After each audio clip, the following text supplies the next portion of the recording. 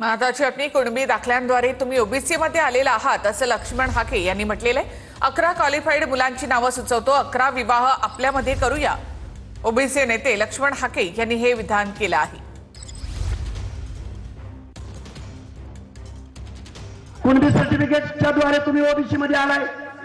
आता आमच्यातले क्वालिफाईड आम्ही 11 पोरं सुचवतो, ऐका हो। आता पहिल्यांदा 11 विवाह आपल्यामध्ये करूया की। आता तुम्ही आमच्यात आलाय की नाही? 11 विवाह केले पाहिजेत की नाही केले पाहिजे?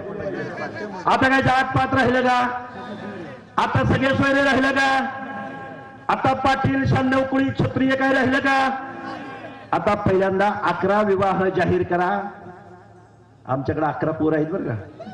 संजय राऊतांच्या भाषेत बोलायचं झालं तर त्या हाकेला मला सांगायचं आहे, हा हाके येड आहे, तो येड हे मी ऑन रेकॉर्ड बोलतोय।